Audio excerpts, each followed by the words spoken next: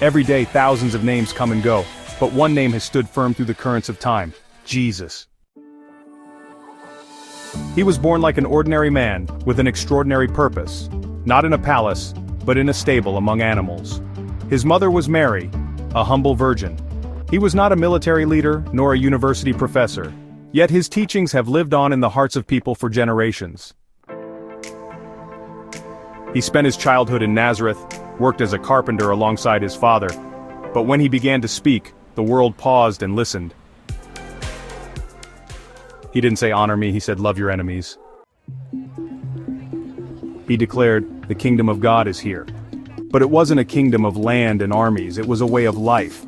A life filled with love, forgiveness, humility, and compassion. When society ignored the weak, he said, the last shall be first. When sinners hid in shame, he said, you are forgiven. He walked among the poor, touched the lepers, and in the midst of sorrow, he said, blessed are those who mourn, for they will be comforted. But not everyone accepted him. Some were jealous, some were afraid.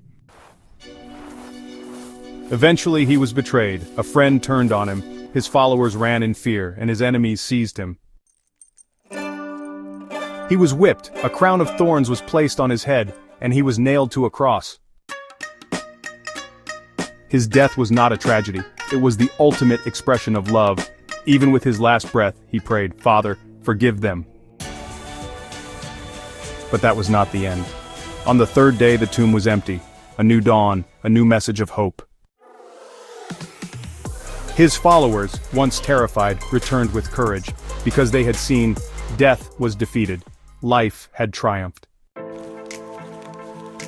That message spread from one end of the earth to the other, and it continues today. Hospitals, schools, acts of compassion, all inspired by his teachings. But Jesus is not just a figure of the past, he is alive today. Some find him in prayer, some in tears, some in the beauty of forgiveness.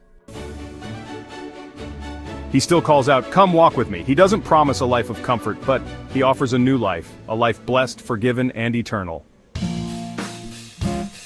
And so the question remains, who is Jesus to you? Are you listening to that call? The one who hears my voice and opens the door, I will come into them, and when that door opens, your life will never be the same.